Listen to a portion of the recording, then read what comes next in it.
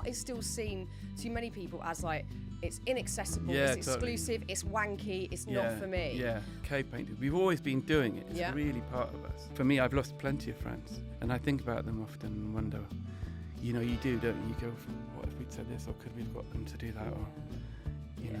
The first book signing I ever did was at Cheltenham Literary Festival. There was a certain 18, 19-year-old lad at the back of the queue who'd been standing there for an hour, and then he just said, I just want you to know that I decided to stay. You know, I realised it was a braver thing to do. But I think shame is the very thing that prevents us daring to be vulnerable. Yep. And yet, that daring then opens up this window into the whole universe of connection and beauty and connection. Charlie, I'm so happy to have you on Happy Place. Thank you. You've had an eventful morning. Yeah, I have. Quite a shocking morning on the train. Yeah, it was really... Do you want to know about it? Yeah. So I was sitting there scribbling away, and on an iPad actually, and in a very silent carriage, no one saying anything, and for an hour, and then right at the end of the journey, two ticket inspectors. There's a queue of people getting off. Two ladies, ticket inspectors, were sort of standing next to me, and they looked down and went, "Oh, look at that! Look at that!" And we were laughing about it. I was saying, what is it then? They said, "Oh, I recognise that. Do I recognise that?" and then we chatted about it. It was about drawing about friends, something, and I had the book in the bag. I said, "Here you go. Look, this is the book." I went, "Oh, that's you." And then the whole carriage just kind of stopped and came around, and we'd all been completely silent for an hour, and suddenly, what's that? And then, oh yeah, and then I got off the train, and you know, it was really lovely. I got an immediate message which is on my phone, I showed you, on Facebook from Maria, who is one of the ticket inspectors, saying, "Lovely to meet you." And, so nice. And I said, "Look, I'll bring a book for you if I'm on that, because I'm often on that train." And then I was walking across the platform, Liverpool Street Station, which is huge and quite, I don't know, just like cathedral-like. And a girl came up to me and said, "Are you Charlie?" And I said, "Yeah." And she stopped, and she didn't speak for a while. And she just was nodding. She said, "Oh, I just want to say I had a miscarriage, and everything went dark for me, and I just lost purpose, but someone gave me a book." And she had tears in her eyes, and she just said, "So anyway, just thought I'd say hello and say thank you." And we stood there, and it was sort of, you know, just an ordinary morning suddenly became very human and very lovely and very vulnerable and honest, and people came out of themselves, you know. I mean, there's so much to say already, because isn't it striking that we find any human interaction these days sort of alarming in a good way? Like, wow, they weren't on the screen. Yeah, because everybody is cocooned in their own little world. So it is astonishing when you have a moment of connection with any human you don't know, whether it's, you know, an incident could happen or something happens and you end up talking to someone on a train, or it's always sort of profound and amazing. But you have this extra layer of knowing that you've really touched people's lives in a way that you possibly can't always comprehend. I can't comprehend it at all, and there are many that I haven't affected, but for ones that I meet who have been, it just blows my mind. And you know, there I am just thinking about not much, worrying that I'm going to be late for you, and bump into this person, and of course, you know, like when you make something like a book or whatever, while you're eating spaghetti or sleeping or doing nothing, it's busy doing stuff, even though you're just you know, scratching your arms and being really ordinary. It's out there, and I find that really moving, that these lives that what saddens me most actually is when I made the first book, that it pretty much after it came out, it was the pandemic and we couldn't speak to anyone, so I didn't really meet anyone for a long time. And then when I started to, when it all opened up and I bumped into people on the street, it just, every time it did, it choked me up, because I was meeting real people, not Instagram. I love everyone, and they've been so encouraging for you, but I don't meet them. Like, they're not. So when you do, it's like, oh wow. Yeah, you put a face to that story. So you're real. Yeah. And it meant something, and that's such a treat for me. I mean, it's remarkable, but you know what you create and your books, your pictures, even you know on Instagram. I think that's probably how I first discovered your work was Instagram. I've been following you for a long time, and I love your first book. We're going to get to the second book in a minute, but the way you draw touches people. The words that you put to the drawings, there's an alchemy there that.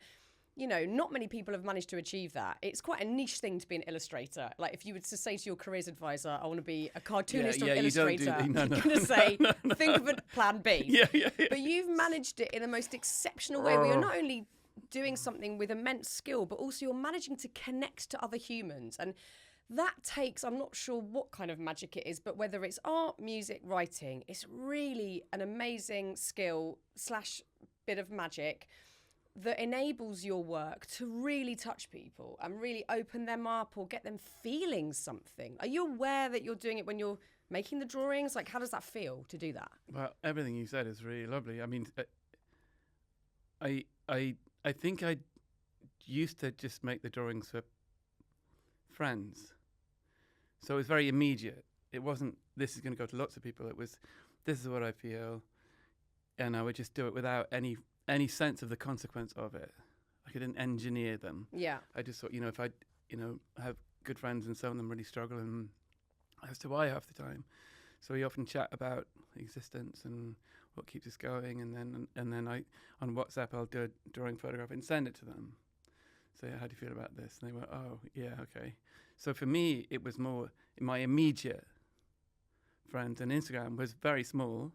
So I just would post things and then read the comments and interact with them and be moved when they were moved. And, sometimes I get an email from the military in Australia asking me if they could use a drawing to help their guys who've been, in some sort of scary situation to help them through something. So for me, if someone had said, make a drawing that would help people, I wouldn't know what to do, really. Yeah. It comes from the closest bit of me to the people close to me, as honestly as I can. And then if someone else is moved by it, great. Do you know what I mean? So yeah. I mean, do you think it seems like you feel a lot? I'm a person that feels too much. Like it's definitely. So it's almost overwhelming all times. All the time. Like whatever emotion it is, it's a lot. Yeah. Is there a therapeutic notion to you doing it? Like, does it help you? Are you like, oh, and now that's out of me? Yeah, I think that's exactly right. I know when I first, I could get away with making drawings at school and that kind of stuff, and could draw the teachers and do cartoons and make people laugh. But and beyond that, I didn't really have a reason for it. And then, for me, we all have like these big, sort of red line salient moments, and mine was my best friend was killed when I was 18, and what happened there, and why grief is a form of madness, and I didn't really, every day it was like something else would go on inside of me, and I wouldn't know what it was, and I remember finding a drawing pen and some paper and started to scribble down things, and it definitely had, as you say, even though I didn't know it at the time, a therapeutic energy to it. And it was a way of somehow making sense of my feelings or getting them out there, just laying them down. And I didn't, at the time, normally I'm quite critical of myself, but the drawings, I felt, I gave them some grace and just said, just do whatever, just get it out. And then I remember sitting on the street in London. I just came to London. I'd been quite a rural person, and I was there because, someone gave me a lift, and I thought I'd stay for a week and stayed on the floor. And I remember sitting on the street drawing, and then with a Walkman on, and someone coming by and looking at it, and then nodding and walking off. And I thought, oh, that's nice. And then I remember someone else coming by with their kids a couple of days later, and she looked at the drawing, and then I heard her say to her kids as she was walking off, that's what'll happen to you if you don't do your homework. Yeah, it was great. I laughed. I thought, yeah, fair enough. So it was all this interaction going on, but now and again I'd tell one, and that's what kept me going. But as you quite rightly said, when you're at school, you have all these career kind of choices, being an artist is like, no, you don't do that. Yeah. You're a lawyer, you're a this or you're that, or you're a doctor, or, Which is a massive shame. It is a huge shame. I mean, I'm a massive art lover. Yeah. And I don't come from a sort of a massively arty background. My dad was a sign writer and Nice. yeah, like amazing for his whole career. He was a sign writer and he's very good with his hands, like building stuff. But his art is beautiful. Right. But he was always self-taught, and the sign writing was all by hand back in the Yeah, day. yeah. So I was always around paint and fumes and mess and I love that. bits of paper. So I grew up drawing. That was definitely my outlet for just like relaxing. And obviously back when I was a kid, we didn't have screens, so it was just a draw constantly. And It was very normal for you. Yeah, and I love it still. And it seems like ever more so, it feels like, it's just like that's a DOSy lesson to do at school. Like, don't think of that seriously. It was the DOS, wasn't it? But we need art. I mean, more and more as more well. and It's more. become more and more central, I think. Yeah, and we need art to be more and more accessible. And I think that's what I love about what you're doing too, because I think art is still seen to many people as like, it's inaccessible, it's exclusive, it's wanky, it's not for me. Yeah. Whereas, I'm from a working class background. Yeah. I can't think of anything I'd rather do than go to the National Portrait Gallery on a Saturday and stand in front of my favourite. I just went to see the Jenny Savile exhibition recently, and I stood in that last room and I was literally like buzzing. Her artwork to me is just heaven. And it makes you feel something. Could be happiness, could move you, like your pictures move people. But we need music, we need theatre, we need art. And I don't think we should feel worried about saying that. We need it. We do need it really badly, yeah. And I think it's very important. And our culture, I mean, it harms us if we cease to fund things. It harms us if we don't take them seriously. It's damaging to us as humans need that. Look at cave paintings. We've always been doing it. It's really part of us. Yeah. And we connect with it. We communicate with it.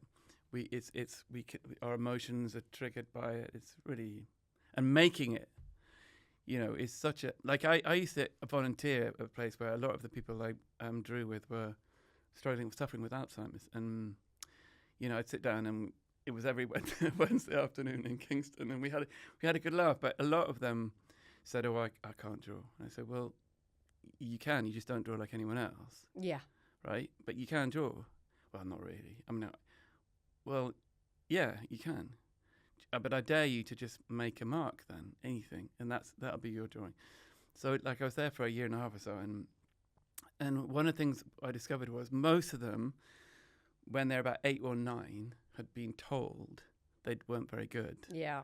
And so beforehand, you've asked a whole class, can you draw? They all put their hands, yeah, I can. And at some point, either they compare themselves or they're told, they remove themselves from that process of making messy drawings until they're 80, and someone says, have another go, and then they rediscover it again. So there's huge chasm between being 6 and 86, which they could have just, Yeah, do it because you enjoy it. Forget what it looks like. Yeah, my parents are retired now, and my mum's not arty at all. But as I said, like, my dad's really skilled, and they've joined a local art club, and she had that sort of barrier of, I don't draw. Yeah. And she's got so into painting. She's found her style. She's found the things she likes painting, like pop art kind of stuff. There you go. And she's getting so much from it. And I think the more we can encourage everybody just to do a little something it's heaven. It's heaven. It is heaven. And also, I think you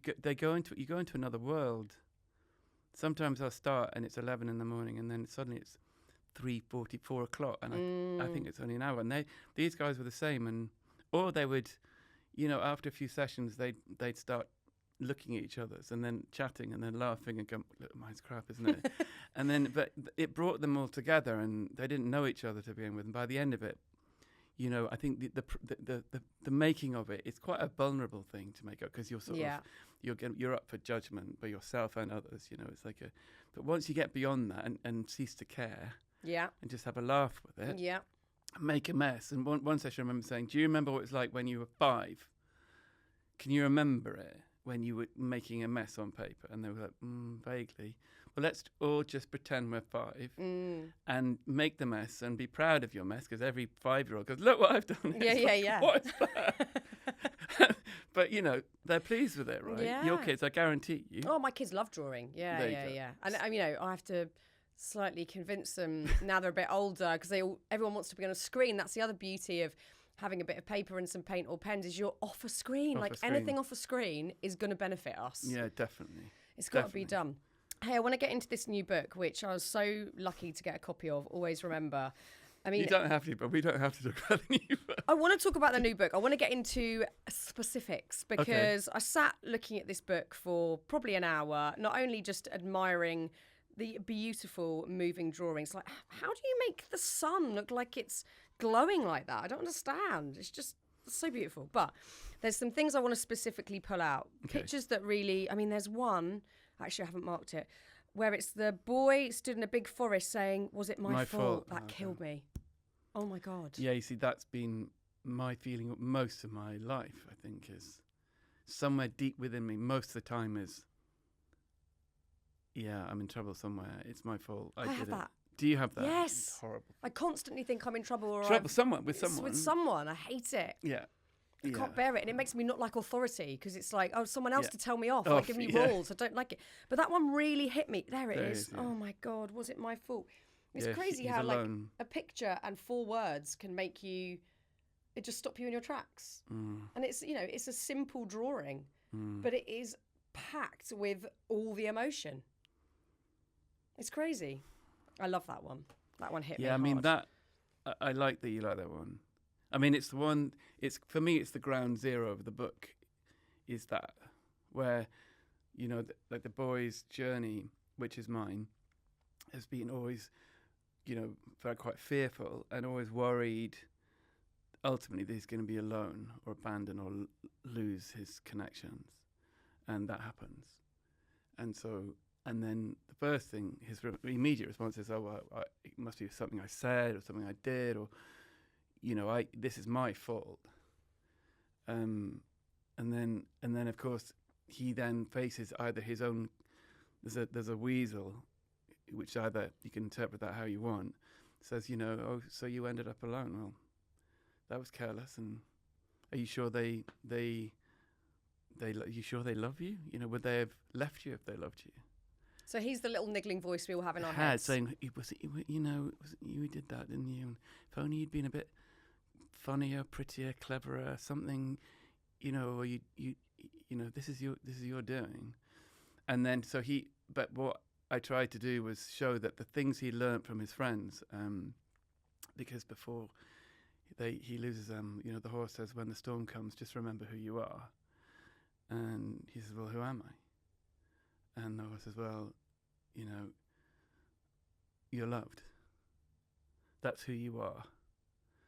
And so his identity becomes relational, that he's connected to them. And so when the storm comes, you know, so he then makes when the weasel, he turns away and goes, I know that my mind can play tricks on me, which our minds do. Yeah. And you know, and it can tell me that everything's hopeless, that, you know, he just spirals down, or remembers how it feels. He goes, this is going on now. This is how, but I need to remember who I am. So he makes that choice. Okay, this is going on, but wait a second. Yeah. I know. I need to remember this. Yeah.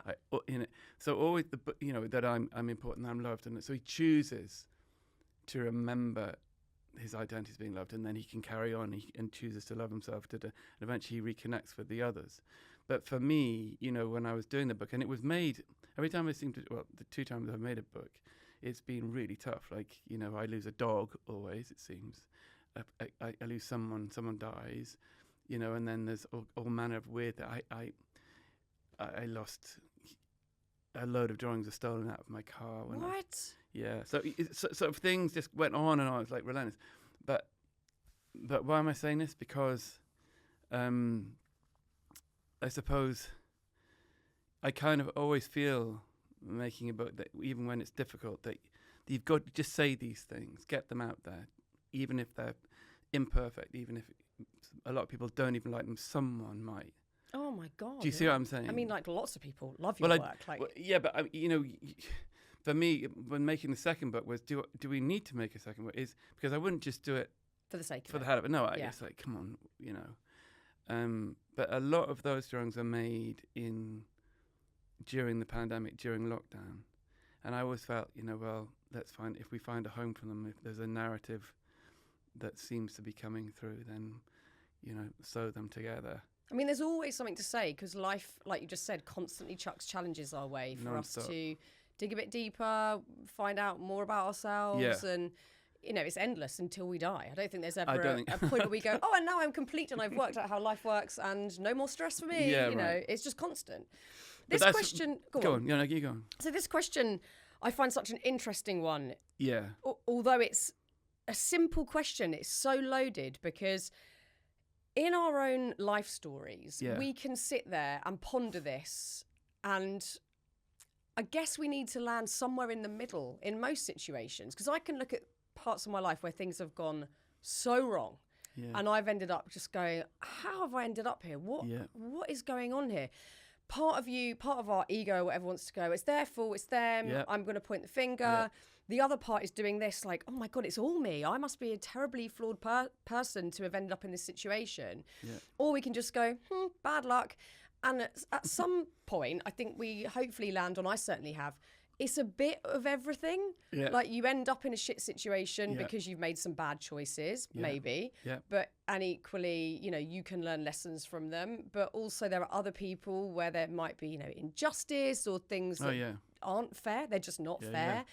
And it's such a hard one to have absolute clarity on, like, what portion was me and what portion was out of my control. And it's not necessarily healthy, I guess, to land completely in one camp or the other. No, and I think the problem is that every human is so completely unique, and every situation, every day is completely unique. So we're dealing with so much uniqueness. Yeah. You and I will never experience the same things. No. But in the same breath, there are kind of common denominators that, like, I think generally speaking, you know, I'm a great one for looking to blame, whether it's me or someone else. But I think in the end, blame doesn't really achieve a great deal, I've learned. So at some point you have to let it go, either yourself, forgive yourself or others, and walk free of things. When you've processed it, I think to do it, you know, too readily means you're almost in denial of the emotion that goes with the damage. Yeah. And so you tend to be in denial at things, you try to shut it off, which is a mistake. But I think it's very important if bad things have been done to say them. Yeah.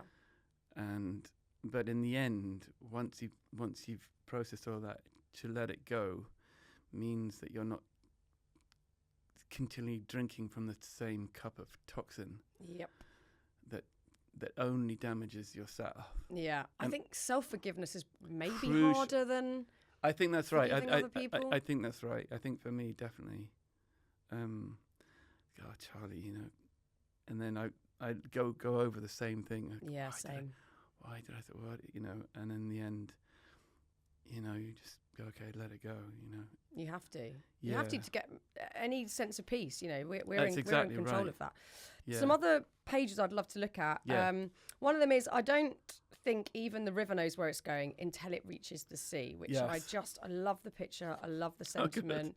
Because I think that helps you let go. Go, oh yeah, like no one really has a clue. I think that's what we're doing. We haven't got a first idea. We all look at everyone else and go, oh look, they've got their shit together. They know what they're doing. They're aiming for this one point and they're nailing it. And I'm floundering, going, what the fuck am I doing? No one knows. I remember being in some library somewhere when I was little, reading, I think it was Victor Hugo or someone, very clever person, had written a statement saying, man is set out at great pace to go nowhere. Thinking, that's quite depressing. All freeing? But nowhere. But I think we are going somewhere. But so I kind of disagree with him. But in the same breath, there was something about it made me think, yeah, we are all just, you know, going crazy. Rushing to nowhere. Everywhere. Yeah. And then we get to the end of it, and like, what was that all about? What like, the hell was that? What were we doing? Like, bumping into each other and getting on the tube, whatever we are. And I think that drawing, was a way to say, because I remember thinking, you know, the wisest people I know, and there have been many that I've been in awe of, have always said to me, we're we're winging it, but just wing it, try and wing it in the most loving way possible. Yeah. Whether it's yourself or others, but know that we don't really know where it's going to end. We know, but until you get there, Haven't got a clue. Haven't got a flipping clue. No. And that's kind of wonderful that we're all. I mean, some people think they know. Yeah. Or they have very clear agendas. But life has a habit of tripping up those agendas. Or Yep. do you know what I mean? Yeah. I mean, I thought when I was a kid, I was like, well, I'm going to be a TV presenter, and I'm. Did you think that? Did you? Yeah, and I was like, and I'm just going to work so hard that one day I become Ant and Dec, and then everything's great. And I was doing that, and I was doing all these big TV shows, blah blah, and then everything fucking fell apart, and I had this like big life crisis, and then I was like, well, I don't know who I am if I'm not that, and if I'm not on that path. What and then are I've you? Who luckily gone off on a great tangent. I don't have a clue where it's ending. I've got no idea how this continues changing or evolving, but I'm happily in it. And I think that was the biggest lesson for me, is not pinning everything to one outcome. Definitely. Which, you know, I think most of us do when we're small, you know, when we're teenagers in our 20s. Yeah. We think, you know, get the job or get married or whatever it is that these milestones we're meant to achieve, and then we'll be okay. And I learned that one the hard way. Yeah, like, right. that is going to bring you nothing. You could be Ant and Dec and still feel like shit. I love how you using Ant and Dec. It's the ultimate. Poor Ant and Dec. I love them. I do love them. I love them. They're the best. Yeah. Oh, this picture. First of all, this picture is so stunning. Again, how you've captured the light and the snow falling. I sort of feel chilled looking at it. It's just so wintry and gorgeous. And then on this page, you've put, with a beautiful picture of the horse, the boy, and the mole, and the fox. You will have critics, said the horse. Try not to be one of them. That, again, like, hit me between the eyes, because we're living in the noisiest time at the moment. There's no more critics than there have ever been, but we hear of them more because of how we imbibe social media and the news, and it just seems like everyone's critiquing everybody or hurling abuse at everybody else. Everything feels like spiky and raw at the moment. But also, I think in turn, because that's so normalised, this level of criticism constantly, that we're actually criticising ourselves more than we ever have because of that normalisation. How do you feel about that topic? It's a big topic. Yeah. I think a lot of criticism comes from fear. Yeah. We're terrified. Yeah. So we're lashing out. Yeah. At the most different thing we can find to ourselves and blaming it. Yeah.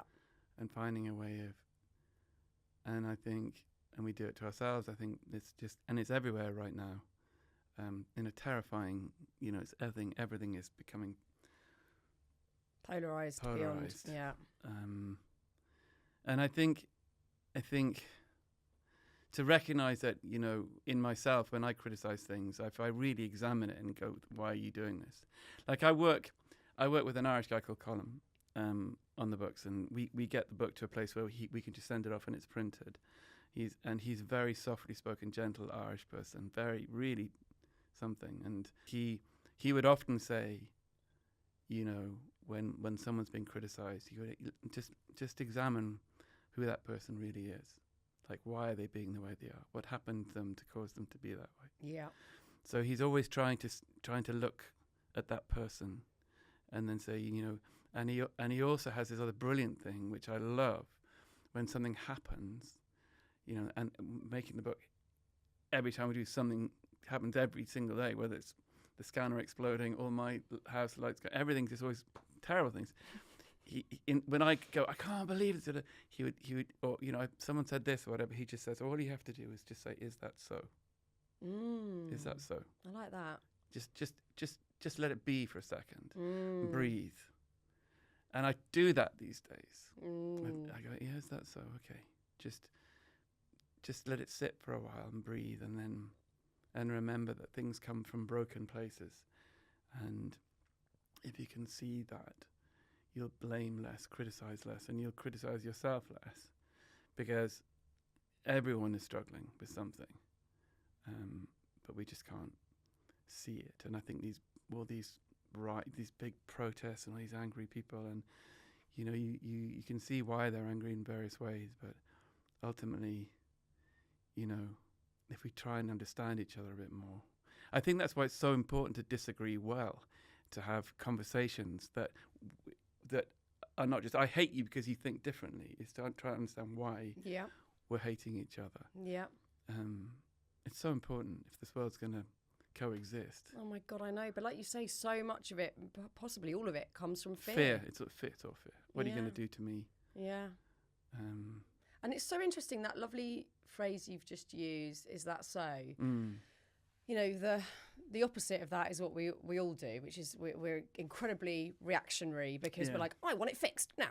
Like we're the generation like, we want this fixed. It needs to be sorted. This is broken. I will fix it. Whereas actually, like you just said, some amazing beauty comes from brokenness and things being a bit off. But we're just so not used to letting ourselves sit in that. Yeah. But often the answer lies in somewhere completely different. I remember when all the stress of making the first book, actually one of the weird things that happened was that I had a disc slipped out of my lower back, so I couldn't sit like this at all for a year, right? So just before everything locked down, I went to see a back guy, and I was in agony. I said, I can't sit down. It's a nightmare. And he listened to me, and said, and I was hoping he'd say, right, lie down, and I'm going to inject you, and I'm going to take the pain away. He just said, you're a very shallow little breather, aren't you? What? And I said, why do you say that? He says, just your posture and your breathing. I think we should look at that. How you're moving, how you're living. Why are you breathing? Are you frightened of something? He says, I suggest you learn how to breathe first. And I was so cross initially. Because I felt he was criticising my breathing, but also because he wasn't going to give me fix my back. He said, but I can't fix. You can. You can do this. Whoa. So he said, he said, come back in a month, which I couldn't because I couldn't go anywhere in a month's time. But he said, I'm going to give you a list of things you need to do, breathing and stretches. And I want you to, you know, really dig deep into your posture, do all these things. And it worked. It took months. I'm not, it wasn't instant. No. But it was interesting that he didn't respond to my desire for him to fix me, because that's what I wanted. Yeah, we want everybody to fix me now for us. You know, and that Coldplay song, bring it exactly. on. Just fix me, please, Chris Martin, fix me. Yeah. And so I've always remembered that, his statement, you're a very shallow little breather, aren't you? The breathing thing's so interesting. I mean, when we do our Happy Place Festival, we have, you know, countless brilliant teachers telling us about, you know, and it's again and again, I have to be reminded, breathe, because I will hold my breath at the top when I'm anticipating something or I'm nervous. And I'm like, have I taken an exhale in a minute? I don't think I have. I think I've just been holding my breath at the top. Yeah. It's all here, like I'm trying to freeze time, suspend the thing that's going to happen, which I obviously can't do. I think breathing shows us so much about ourselves. But it's also an action. Yes. Because again, in the book, the boy says, because the boy's he goes into wood, and he ends up in a panic saying, I can't see a way through. The horse says, can you see your next step? He goes, yeah, well, just take that then. And then he says, what happens if I'm frightened of even my next step? And the horse says, breathe. That's your next step. So it's actually, the act of breathing is a very positive action. Yes. Rather than, you know, where do I need to go, or who do I need to ring up, or just be where you are. You know, do that 4 seconds in, hold 4 seconds out, do that 2 minutes, and then see how differently you see yourself in the world. Yeah. Just stopping for a second. Just stop for a second. Yeah, we're not good at that. I'm shit at that. The twist is, Fearne, I made that book, but I'm clueless. Oh, I've written 100 million books about helping yourself. I'm a fucking mess, constantly. I haven't got a clue. That's why we write them, because we're trying to speak from that place. Yeah. I'm constantly in that place. That's why I've always got more things to say, more things to write. I mean, this leads on from what we've just talked about, but this picture, the boy and the fox, often the best answer is just to listen. Yeah. Because we're living in such a noisy time. Yeah. Sometimes it feels confusing as to who am I listening to, and who should I listen to? How do you get that clarity yourself? So many voices. So many. I think I'm a real scroller, and I tend to go down these rabbit holes. Me too. You know, and then the algorithm catches you, and you go down and it's pounds you with these concepts. Yeah. And I think I no longer made the decision that I had to stop doing that. Otherwise, it pulls you to one side of things. You're no longer really listening to yourself. You're not in real dialogue with anyone. You're just passively imbibing endless stuff that's not doing you any good, and it's giving you a very unbalanced view of things. Yeah. And so for me, I just thought, you know, I've got to stop. And then, you know, choose, you know, if there is a moment where I go, right, you know, where I'm going to start doing that, I put it down and try and read a book or go for a walk or do a drawing or have a cup of tea or phone a friend or do anything that takes me out of that place so I can listen in a way that's, because this is new to us. The humans haven't been doing this, you know, until very recently. We've just been, you know, in amongst other humans, chatting and listening, and I think more than that, I think is that we want, even though we're listening, we all want to be heard, and yet, and sometimes people find that they're being heard by commenting online, but really you're not being heard or seen. You're just it disappears into shouting into the void, into the ether. You know, so I think talking honestly with who we're close to is the healthiest thing, and them listening to you is an answer in itself. What we're looking for more than the actual answers are just being heard. Yeah. Right. So you feel that, like talking to you or talking to friends, or you know, it's such a great answer to, you know. And the boy then says, you know, I've got so many questions. And the mole says, well, cake's usually the answer. and then the horse says, sometimes I feel we don't have the answers. And the boy says, well, no, you're with me. That's the answer. The idea is we've got to keep forging visceral, real friendships rather than ones where we look for answers online, because I don't think the answers are there. No, they're not. And I think your book sales prove that point. You know, yes, we're all obsessed with these screens, but actually we deeply want the simplicity of looking in a book and feeling connection and feeling our feelings, because we're so often like numbing ourselves with our phones, food, shopping, whatever it is. We just don't want to feel anything. And actually, you know, this book has travelled, your first book has travelled around the globe. You know, it's reached far-flung corners that I'm sure you had never anticipated, because people do want that simplicity. They do just want connection. It's really, I mean, if the book has done even a fraction of that, it still moves me. I got an email this morning from someone who found a book in a far-flung little tiny bookshop in the outback of Australia. It moves me so much that you can make silly marks on paper that formulate into a book that then ends up in the hands of someone who's going through something like that, and it then helps them dare to be brave to say, this is what I'm feeling. And I find that like the craziest thing in the world. And sometimes, you know, when I get critics, and of course, you know, you can't please everyone. No. Like a lot of people are going to hate the books, and fine, you know, good on you. But I just fine, whatever. Good on you. But you know, the thing is though, is I just have to remember the kids in Brooklyn. Yes. Or the 18-year-old who chose not to take his life, or the old lady whose granddaughter told her she was enough just as she was. Whoever it is, I keep these little emails in my phone to look back at. And think, because sometimes I think, wow, you know, the whole journey. You know, I don't really talk about it very much, but you know, beyond making the book has been all the stuff that goes on around it. And some of it's been pretty grim, but some of it's been truly beautiful. And you know, a good million emails in the last 6 years, and 10% of those are some of the most heartbreakingly moving things I'll ever read. I bet. And I just feel so kind of privileged and grateful and overwhelmed by it. And why am I saying all this? Don't know.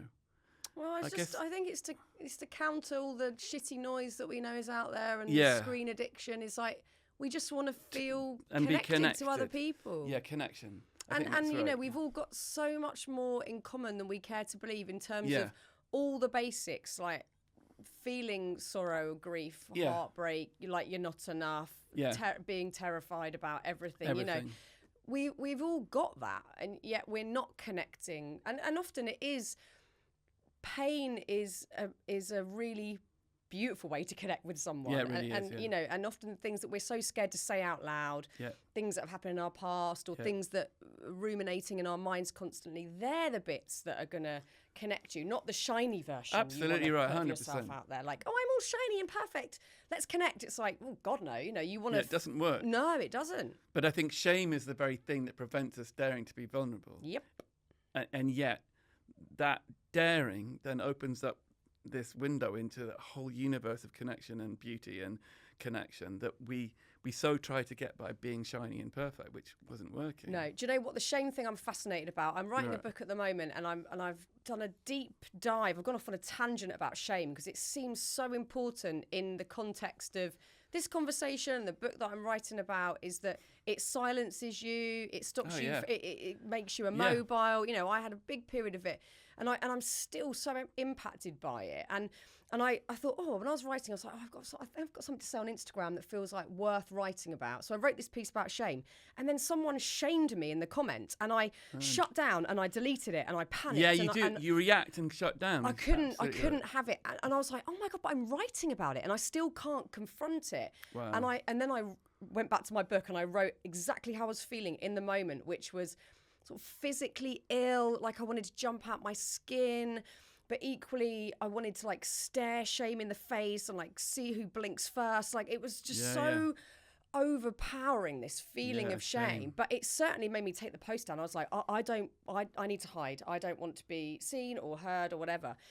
And like you've just said, if you can move through shame, if you can get past it, that's where you do something extraordinary, different, game-changing for yourself, for others, but it's fucking hard to get through it. That's terrifying. Terrifying. And I so related to the number of posts I've immediately deleted because there's one comment. Yeah. You know, I bet for every one negative you get. Oh, I had loads of people saying, put the post back. Yeah, I really yeah, liked where's it. it gone? Where's it gone? No, I was like, I can't. Yeah. I'm still in it. You know, I still feel it. And yeah. that led to me having a really interesting conversation with a friend of mine who, you know, I know that he's had his problems and he's been relatively vocal about it, but he was like, shame brings me down almost every day still. And he was saying, you know, he'll even have an interaction with like the post lady and then spiral into shame afterwards because he said something a bit weird or whatever. Yeah, and I was like, yeah. oh my God, you think you're the only person. Yeah. But that's we're right. all dealing with it. We're all dealing with it. Yeah. And like after a thing like this, which I mean, you know, I'm loving this conversation, but I guarantee when I leave, I go, oh God, why did you say that? And Oh yeah, I do it every what time. are you doing? And what? Banging on about this. No one wants to hear that. And We do. That's why you're bang, here. bang. We You do, know, that's it's exactly why you're here. terrible. Every time I've been on this morning or Lorraine, I'm like in a puddle of absolute, like I'm mortified afterwards. But I think shame. I remember reading somewhere, someone said it. I can't remember where there was two types of shame. And one is the toxic shame, which remains in you for no apparent reason, just the fact that you have it and it sits there. And the other one is you feel ashamed of something you've done. And the second one is easier to deal with. Yeah. You go, that was stupid, and say sorry. And it's a shame. But there's this other weird shame that hangs in you Yeah. just because you exist. Yep. What? It's mad. Right? Yeah. And more of us feel like that than I think we care to believe, which is helpful because shame doesn't want us to know that other people feel like that. No, it's just you. Just you. Was it You're my the fault? problem. Yours. Yeah. Was it my fault? Yeah. I know, it's mind-blowing. Yeah, but the moment you start talking, I did a drawing years ago. I think then it was in a police cell somewhere. I took that one down because I think it was worded right. But I said something like shame keeps you silent, but there's no shame in talking or asking for help. It was something like that. And the words hadn't, but you know, I remember someone saying, "Oh, you know, shame has its use," and I took it down. But I think the moment you start talking about it is the moment people engage with it and think, "Oh, I'm not alone then." Yeah. And I think it's the feeling of it's just you. There's a deeply lonely feeling that but the moment you go, "Oh, you do that as well? You feel that? Oh my God, me too." Okay, so there's hope then, because actually this is a universal issue. It's human condition. It's the human condition. Exactly. And how do we get free from this? How Yeah. do we walk freely? And I think it's conversation, connection, vulnerability, telling the truth, you know, and daring. You do it in the right place, but daring to believe you'll be loved more for it. Yeah. I think there's something extra special about you being a man doing this, because we still know that there is a huge mental health crisis for men. And the outcome is disproportionately awful compared to women. It kills more with men suicide, than anything else. it's horrendous. And I think for other men to see you being vulnerable and writing about feelings is powerful. I mean, that's a lovely thing to say. I mean, essentially the 4 characters are part of me. And I remember engaging with these different sides of me and then putting them into the world, not really fully realising it at the time, you know, and I started to address things. And I remember years ago doing this, I thought I'd do a show of drawings in some gallery, right? So I hired this space and thought maybe my mum would come, my sister and my friends. And like 10,000 people came in 5 days. Holy shit. Yeah, it was it's nuts. It was insane, right? And so I was sort of leaning against the wall and going, "Hi, and nice to see you." And but I remember some of the people who were there, and particularly the men. And I remember one girl pulling her enormous-looking boyfriend in to meet me, and he just was standing looking at me, and she said, "Go on, say something." To her boyfriend, to me, and I said, he doesn't need to say anything, you know.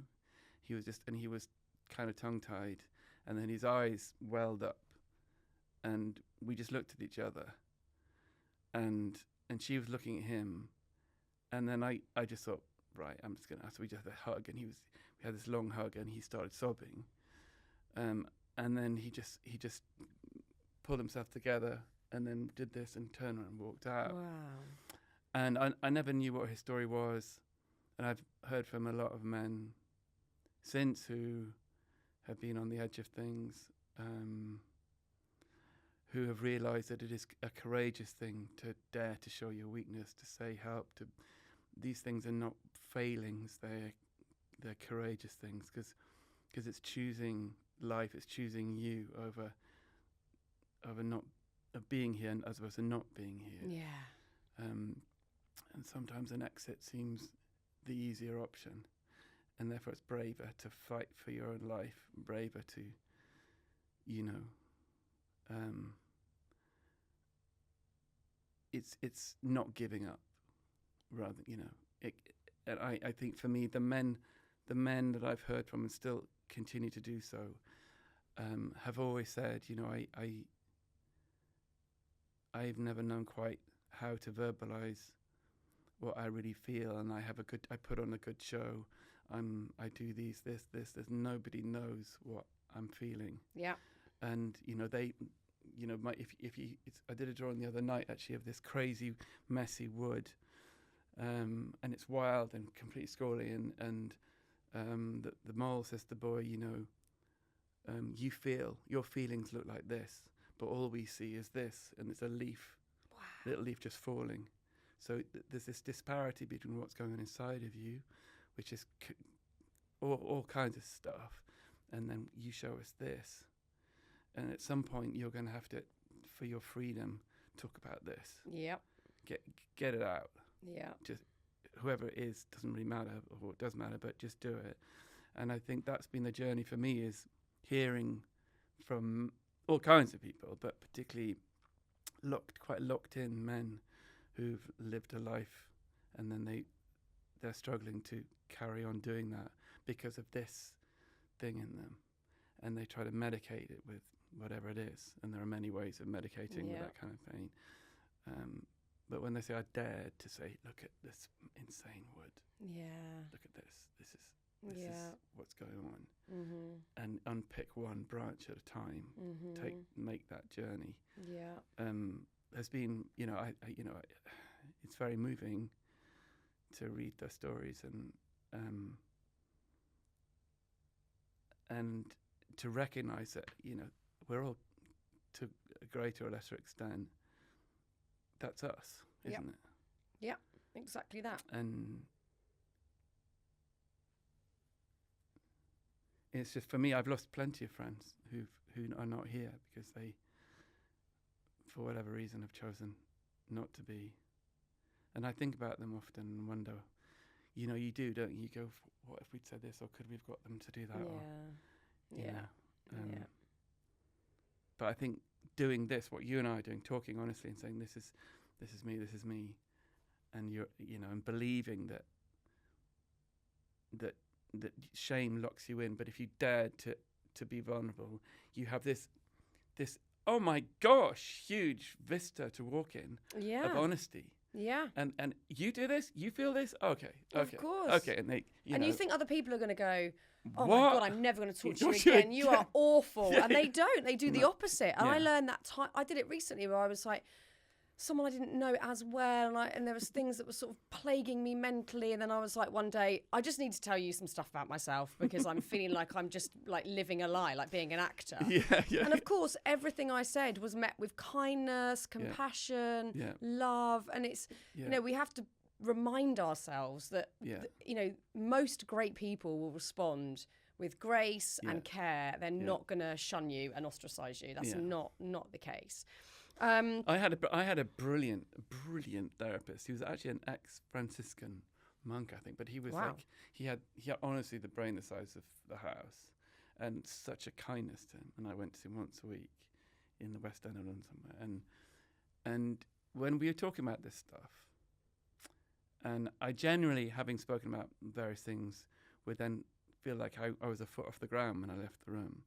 And we were talking about, and I said, this is your job, and you listen to this crap every day. And he said something, I've always remembered it, and I think about it a lot. He said, when someone tells you the truth of themselves, what they're going through, whatever it is, receive it like they're giving you gold. It's gold. Yeah. They're being brave, and don't judge them for it. Just say thank you. That's flipping treasure to me. Yeah. But I think we're frightened that we think we're giving a turd. I know. Do you know what I mean? We're frightened. We think if I say this, they're gonna hate me. Yeah, say the opposite. Yeah, but if you receive it with kindness and like, wow, you dared to say that. Yeah, it's beautiful. It's beautiful. It is. It's a lovely thing. And then there's a sort of freedom in it. Like it's amazing. One message that got a lot of commentary about it on your Instagram was when you were hiding in the loos at the Oscars. All the time I hide. I was hiding in the loo here for a little while. My first question when I got here is, where's the loo? Just deep breathe in the toilet. God, what am I going to say? But the fact that you'd written it on a bit of toilet paper, it was just so perfect. I mean, was that an utterly terrifying experience? I mean, you won an Oscar, so it's obviously celebratory too. But yeah, it was terrifying. It was completely terrifying. And I was in those loos a lot in Hollywood. So great. Yeah, and I remember writing that on a bar. I thought I was going to tear the loo papers. Yeah, so I have this moment where I go, oh God, I can't do this. What am I going to say? I'm going to say something terrible, or why am I even here? And I hide. But I think of friends and I think of my mum. Various people have said, just remember, just be yourself. Just tell the truth. Yeah. It's much more interesting than pretending anything. Yeah. Just say, I always love when a British person wins an Oscar because it kind of cuts through the bullshit. There's just like a moment of, British person, they're going to say something sort of a bit funny and off the beaten track, and it just sort of like grounds everyone. I can't remember what I said, to be honest, but I do, like, after them, what happens is, you're then wheeled around place and you're shunted in front of various cameras. And I find myself saying, like the question was, so how do you find Hollywood? And I find myself coming up with the same thing. And I remember saying, oh, you don't do it justice. And they're like, what do you mean? So, well, it's not glamorous. It's better than that. I said, because the conversation I've had here, like at the nominees' lunch, sitting next to people from, All Quiet on the Western Front, some guy and another guy from, they were all it began with, hey, so who are you? And then within 5 minutes, everyone's saying, yeah, well, my wife, she's going through it, or my son does. And everybody was sharing this journey they were all on, and making the film had been some kind of nightmare in some way. And the vulnerability levels in that place were just unbelievable. Yeah, people wouldn't expect that. No, you think you're going to this sparring. Oh, I'm cool and you're cool, and who are you going to win? And I didn't find that. And I said, what a shame that in many ways you're just kind of so fixed on showing the glamour, which is clearly present and great. But what about saying how brave these people? Making a film is courageous. Like, all these people have real lives. How did you even get that? What? Yeah. Do you know what I mean? Like, it's not easy. Just finding out who the humans are behind it all. Yeah, what a cool opportunity to do that. But they didn't like it, because I've never seen people with so much makeup. Oh, like yeah. When these men were like, it was hilarious. And I was like, whoa, that's a lot. But then you look at the screen and they actually look quite good. Quite like, normal, exactly. And then look at me and I'm all blotchy and sweaty and red. Oh, God, yeah, so I could see why. But in the end, I kind of loved it for that, because I did meet some of those guys, just not what you thought they were going to be. Yeah, that's so cool. Yeah, I loved it for that. Yeah, it's a beautiful thing. And obviously, like, what a moment to win an Oscar. It's just, where is the Oscar? It's just sitting there with some coffee mugs. Is it? That's brilliant. And it's quite heavy. Sometimes do workouts. Oh, I love that. Yeah, the Oscar was, though, it's not why you do things. No. And I didn't. And the same with selling books. It's not why I ever dreamt of setting out to make a book was to see how many we could sell. It was always, like, I remember feeling there are these moments in your life where you go, "That's why I did this." Or and you hear from someone, like the first book signing I ever did was at Cheltenham Literary Festival, and I was sweaty and awkward, and people were saying huge things, and I don't know, I just felt, God, really? Okay. And then there was a sort of 18, 19-year-old lad at the back of the queue who'd been standing there for an hour, and he shuffled forward and looked at me, and he didn't have a book. And I said, "Can I give you a book?" He said, "No, I don't want you to sign anything." I went, "Okay." And then he looked awkwardly, and people were leaving. The room was pretty empty by then. And I said, "Are you okay?" And he said, "Yeah." And again, he was trying to find words that and then he just said, "I just want you to know that I decided to stay." Oh, God. And I said to him, "What you mean in the queue?" That was my reaction. And I went, "Oh," and then half a second, 2 seconds, you go, "Oh," I said, "Okay." He said, "Yeah, I I realised it was a braver thing to do. So thank you." And he had these tears starting to go down his face. And I thought, oh, God. And I looked at him and thought, okay, so all of this for just this guy, I'll take that. Yeah. That's it. I don't care about Oscars. I don't care about whatever it is. Is this one human decided to stay here, I do it all again. Yeah. And I really mean that. And so for me, that's like everything. Yeah. It's amazing. It's amazing. It's just mind-blowingly incredible. But Fearne, you're doing it. We're all at it in different ways, trying to connect, trying to give it a whirl. Yeah, exactly. See what we, how we can encourage each other to be more connected. Yeah, that's what it's all about. Basically. Yeah, it's that simple. It is that simple, and to love ourselves and each other, and stay. Yeah, exactly. Before we round things up, I would love to know, where is your happy place, Charlie? It's a really good question. I'm one of those people that's quite an introvert, but loves people. I'm the same. Right? Yeah. So I usually have to hide and get so when I'm getting my energy back, one of my if I can divide the two, the introvert and the connected one, is the introvert likes, I planted a lot of trees in the last 5 years. Oh, right. Nice. Planted 2,000 trees. Whoa. I'm obsessed with trees because I just think. So I bought some fields and just that's what I've been doing, planting and hedges, and I like rewilding, seeing butterflies and everything come alive from once just a flat field. And so I sometimes I go, like this morning before I left, I just sat in there.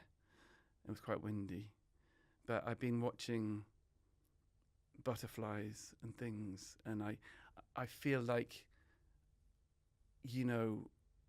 because of planting all these trees, these things have come here and made homes here, and that moves me a lot, that you can plant things that bring nature alive. Yeah. So that for me, I feel part of it. And then there's some ducklings that I could have reared, and they turn up and I feed them. So that's a happy place, but there's no human there. Yeah, I get that. So so I'm the same. Are you? I need to recharge. Yeah. After I've had a day of talking to people. Yeah, exactly. I mean, I have to go and look after my children, which is kids, then sometimes like, oh my God, there's so many voices and questions or whatever. Yeah. I need at least an hour in the week where I'm on my own. Yeah. And I don't even listen to music. I just need to be walking in silence and not even see another human. If I see a neighbour, I'm like hiding behind a bush. Yeah, I want to talk to them. Yeah, so I pace around the young trees, seeing which ones are making it, which ones need help. That's a happy place. And I suppose the other happy place for me is just being with friends who I can just be ridiculous. Yeah, be yourself. Be yourself and not try No to fear. be nothing. Yeah. And it feels great. It does. It's the best. It feels great. Yeah. And you're not performing in any way. Yeah. Sometimes not saying anything. Yeah. Oh, that's even better. Oh, yeah. Let them speak. I think both of us now need to respectively go and recharge in a quiet room. Yeah, but you're great. All right. But it's great to talk to you because I think even though you struggle with it, and I think it does cost you something to do this. Yep. A massive amount. Yeah, you're brave Massive. for it, and I think to say the things you do, people go, oh yeah, okay, and that helps someone. Yeah, I mean, I hope so. You don't know, Come on. No, you hope so. You hope, and like you, I meet enough people that say Thank you. powerful things that you just think, Christ, I don't have a clue what I'm doing. I'm just like bumbling along, but I'm honest. I will tell you how I'm feeling and what I'm struggling with most of the time. I think there's always stuff you've got to hold back for yourself because you're 100%. dealing with it in therapy and you're working through stuff or whatever. But and it's made me think I need to repost the shame post. I think I'm going to do that today. Are you? Yeah, fuck it. Yeah, fuck it. Do it. Just say it. Just say it. Just say the thing. Maybe I should. My old one. Yeah, do it. Let's both I repost think the ones we but why do we go? Oh, someone says a nasty thing or da. Yeah, you're right. You're completely right. Delete. I know. It's because we had a bit of self-doubt in the first place, and then it just implodes it completely. But it's also it's brave to say anything or make anything or, the book you're making is brave. Yeah. I saw a brilliant thing the other day where some gymnast was doing something and there was a guy lying on the couch going, come on. Yeah, exactly. Wait a second. Exactly. They're in the arena getting sweating and blood and toil. You're just the critic. Yeah. Well, what's the Roosevelt quote Yeah, about? that's the one. You mustn't. Yeah, exactly. Right. Unless you're in the ring, you haven't got to say. Well, sorry, mate. They're the ones. Exactly, doing it. And you're doing it. You're right. Well, Fun. giving it my best shot. Charlie, what an honour, what a joy. Thank you so much for being on the podcast. I bloody loved that. I really did too.